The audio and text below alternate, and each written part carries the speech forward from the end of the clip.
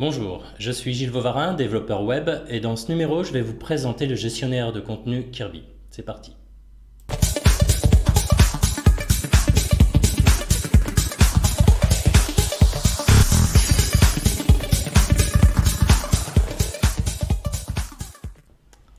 J'ai structuré cette présentation en 6 chapitres. Le premier chapitre, ça va être une présentation rapide de l'outil Kirby CMS.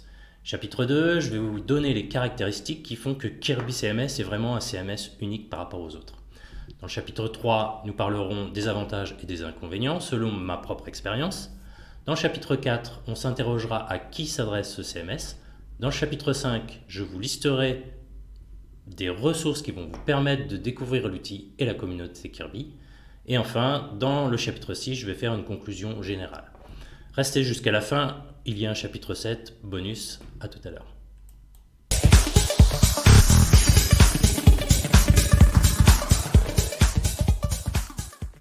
Commençons par une brève présentation du CMS Kirby. Cet outil a été développé en 2011 par un développeur allemand qui s'appelle Bastian. Il a donc une dizaine d'années et a atteint une certaine maturité. Aujourd'hui, l'équipe est composée de 5 personnes. C'est un outil développé en PHP, compatible PHP 8 et Vue.js. On en est à la version 3.6 et son système économique est basé sur la vente d'une licence d'utilisation qui est gratuite en local, en développement, et payante si vous mettez votre site en production.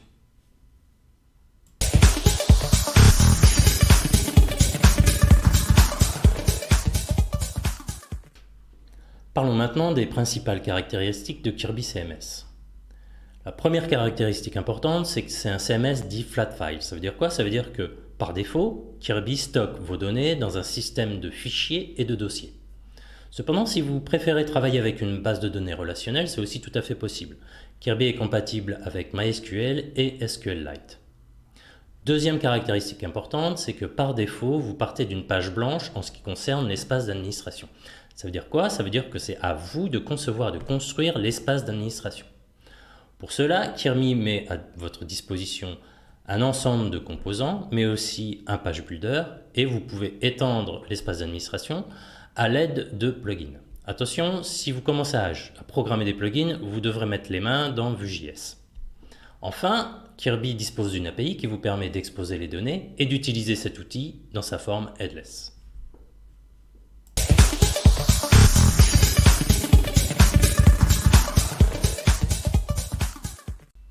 Intéressons-nous maintenant aux avantages et aux inconvénients de Kirby CMS.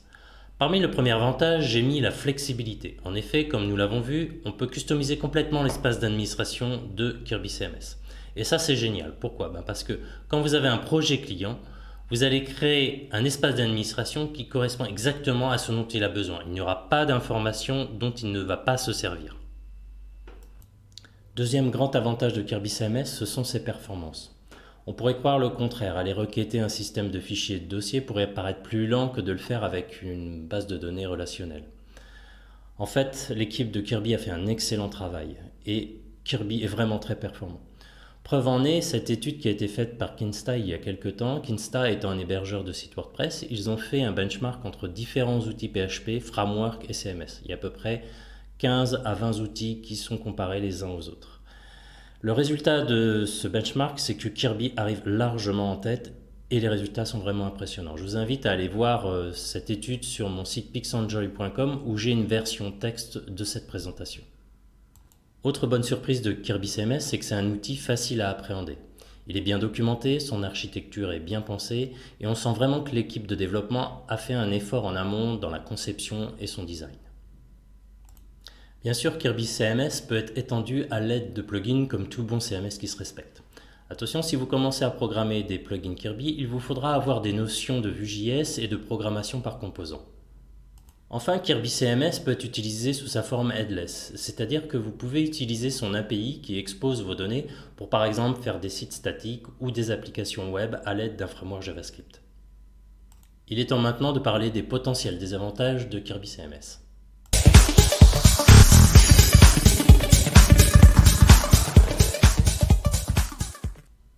Passons maintenant aux inconvénients de Kirby CMS. Le premier point que j'ai noté, c'est que c'est développé en PHP. Alors, est-ce que c'est vraiment un inconvénient? Ça va dépendre de vous et de vos préférences. Je sais qu'une certaine tranche de la population des développeuses et des développeurs n'aime pas PHP parce que ça serait pas suffisamment sécurisé, pas suffisamment bien conçu, pas suffisamment performant, etc. Donc là, ça va vraiment dépendre de votre expérience et de vos préférences personnelles. Autre inconvénient, par défaut, comme Kirby CMS stocke ses données dans un système de fichiers de données, il n'y a pas de modèle relationnel. Alors c'est un inconvénient si votre projet dispose de nombreuses entités qui ont des relations complexes les unes avec les autres. Si c'est le cas, je vous conseille vivement de coupler Kirby CMS à une base de données MySQL ou SQLite. Troisième point, Kirby CMS n'est pas gratuit comme WordPress, il est payant. Il y a une licence de 99 $. Alors la question qu'il faut se poser, c'est est-ce que la valeur ajoutée que m'apporte Kirby vaut 99 $? Si c'est non, alors effectivement c'est trop cher et peut-être qu'il faudrait que vous passiez sur un autre CMS gratuit. Par contre, si Kirby vous apporte de la valeur ajoutée et que vous estimez que ça vaut 99 $, alors à ce moment-là, ça ne devient plus un inconvénient. Quatrième inconvénient que j'ai noté dans Kirby CMS, l'austérité de l'espace d'administration. En effet, il m'est déjà arrivé que des utilisateurs me disent « ça manque un petit peu de couleur ». C'est pas faux. La palette de couleurs est basée sur du noir, du gris, du beige, donc des couleurs plutôt neutres. La bonne nouvelle, c'est que dans Kirby CMS, vous pouvez complètement customiser la feuille de style de l'espace d'administration. Donc si vous voulez rajouter des couleurs, c'est aussi tout à fait possible. Cinquième inconvénient, l'équipe de Kirby CMS n'hésite pas parfois à refactoriser son code sur des versions majeures. Alors en quoi c'est un inconvénient? Disons que quand il y a des refactorisations majeures, ça signifie que souvent vous allez devoir retoucher votre code quand vous allez mettre à jour Kirby. Alors je vous rassure, ça n'arrive pas trop souvent et quand la décision est prise, en général, c'est pour vraiment améliorer l'outil. L'équipe met aussi à disposition une documentation et vous aide à migrer vers une version majeure quand il y a de la refactorisation de code à faire. Donc c'est un parti pris. Si vous travaillez sous WordPress, vous savez que la rétrocompatibilité est très importante, mais l'inconvénient c'est qu'à la fin, au bout de quelques années de développement de l'outil, on arrive sur du code un peu spaghetti, un peu touffu, un peu complexe, alors que dans Kirby CMS, on remet les choses au propre, tout reste clair et simple. Mais l'inconvénient, c'est qu'il va falloir retoucher un petit peu son code pour pouvoir passer à la version majeure. Sixième inconvénient, la taille de la communauté. Elle est relativement petite si on la compare à des gros CMS comme WordPress, Drupal ou Joomla. Cependant, la communauté Kirby est très active, très sympa, et on trouve beaucoup de canaux pour y accéder. Donc, petit mais costaud. Dernier inconvénient que j'ai noté sur Kirby CMS, c'est le nombre restreint de boutiques de thèmes que l'on trouve sur Internet. Alors j'ai deux explications potentielles. La première, c'est que Kirby CMS reste un CMS de niche, et donc la clientèle n'est peut-être pas encore suffisamment nombreuse pour permettre à une boutique de thèmes d'avoir une pérennité financière. Deuxième explication, c'est que les utilisateurs et les utilisatrices de Kirby sont beaucoup des développeurs et des développeuses, ce qui signifie qu'ils ont tendance à développer eux-mêmes leurs propres thèmes. Voilà en ce qui concerne les inconvénients, nous allons passer maintenant au chapitre 4 qui concerne à qui s'adresse Kirby CMS.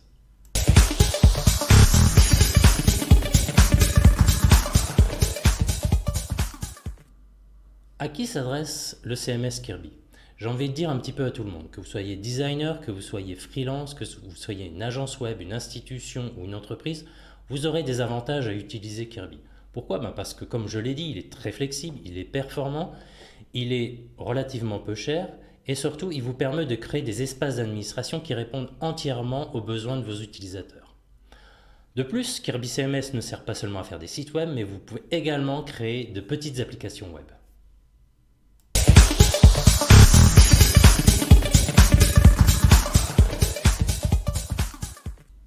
Parlons maintenant des ressources qui vont vous permettre d'appréhender l'outil Kirby CMS. Premier point où vous pouvez vous rendre, c'est la documentation. Elle se trouve sur le site officiel de Kirby, dont l'URL est getkirby.com. La documentation est très bien faite, bien ordonnée, avec un moteur de recherche. Vous y trouverez tous les aspects techniques. Le forum. Le forum, c'est l'endroit où vous allez pouvoir poser toutes vos questions. Sachez que 2 personnes de l'équipe Kirby sont dédiées à répondre à vos questions. En plus, vous aurez également des réponses de l'ensemble de la communauté. À côté du forum, il existe également un Discord. Le Discord, c'est plus l'endroit où l'équipe de développement va rencontrer la communauté et discuter avec elle. Donc vous avez tout un ensemble de channels que je vous invite à découvrir en vous rendant sur le Discord. L'équipe Kirby rédige également une newsletter de façon mensuelle qui s'appelle Cosmos et qui est rédigée par Sonia, un membre de l'équipe Kirby. Dans cette newsletter, vous allez trouver les nouveautés sur Kirby, les nouveaux plugins, mais aussi des références sur des outils web et des outils graphiques. Kirby dispose aussi d'une chaîne YouTube sur laquelle vous allez trouver une quinzaine de vidéos qui est plutôt destinée aux débutants pour découvrir l'outil Kirby.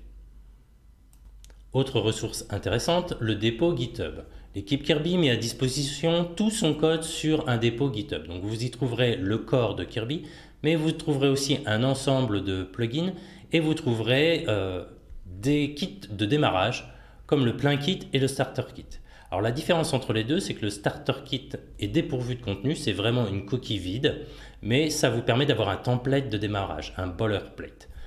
Le plein kit, lui, est un boilerplate starter kit, mais avec du contenu à l'intérieur. Donc ça vous permet de voir déjà avec un certain nombre de pages créées à quoi peut ressembler l'interface de Kirby du côté back et du côté front.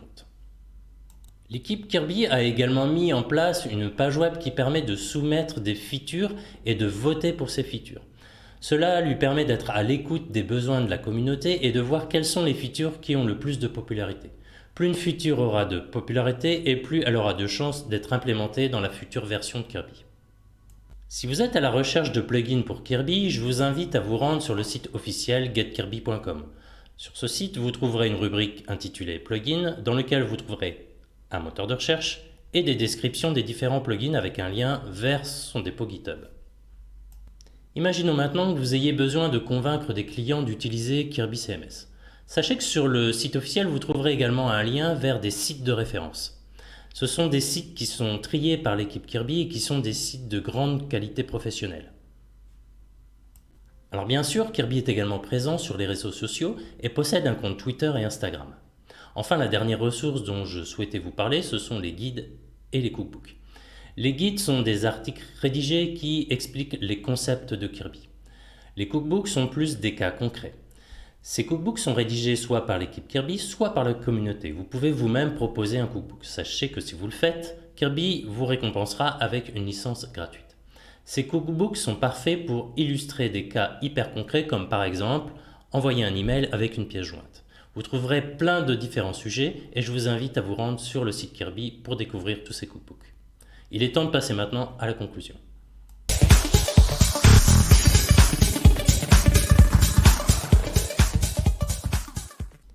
Pour conclure, je vous ai énuméré 4 points qui me semblent essentiels à retenir de cette présentation.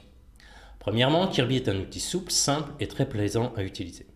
Deuxièmement, son apprentissage est aisé grâce à une conception bien pensée, une documentation claire et un excellent support.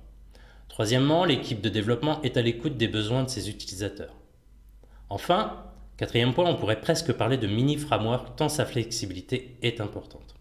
Voilà en ce qui concerne la conclusion, je vous avais promis un petit bonus, ce sera le dernier chapitre, le chapitre 7, que voici.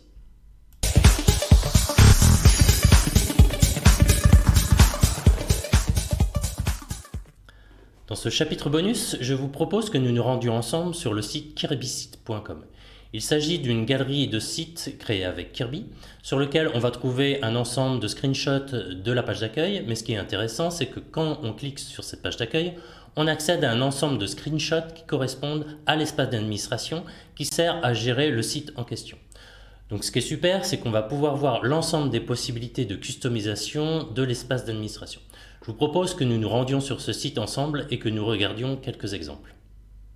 Petit disclaimer, j'ai beaucoup de problèmes de lag sur cette partie de la vidéo et je vous prie de m'en excuser, j'essaierai de trouver la raison dans les prochaines vidéos.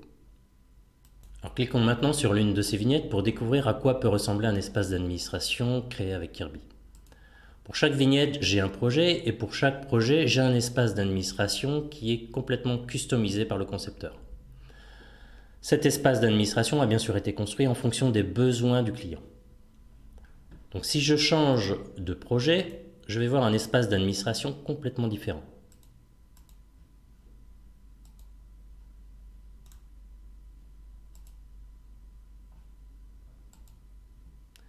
Je vous invite donc à naviguer sur les différents projets pour découvrir les différents types de champs que Kirby met à votre disposition. Il faut savoir que Kirby dispose d'un système un petit peu comme ACF dans WordPress, sauf que c'est incorporé dans le corps de Kirby. C'est-à-dire que vous avez un ensemble de composants pour chaque type de champ, allant des champs les plus simples aux plus complexes. Vous avez aussi un système à la Gutenberg de WordPress, c'est-à-dire un système qui vous permet de créer des pages avec des layouts. Et dans ces layouts, vous disposez des blocs qui sont préconçus. Donc ça permet à l'utilisateur de construire l'organisation de sa page en faisant du glisser-déposer.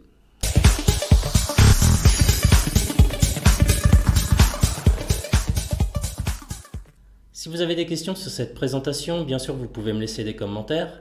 Sachez que vous pouvez retrouver cet épisode sous forme d'article écrit sur mon site pixenjoy.com et je vais également mettre à disposition une version audio pour créer un épisode de podcast. Il s'agit de ma première présentation vidéo. J'ai bien conscience qu'il y a encore pas mal de choses à améliorer, notamment au niveau du son, de l'image, de l'éclairage, etc. J'y travaillerai pour les prochaines présentations. À bientôt.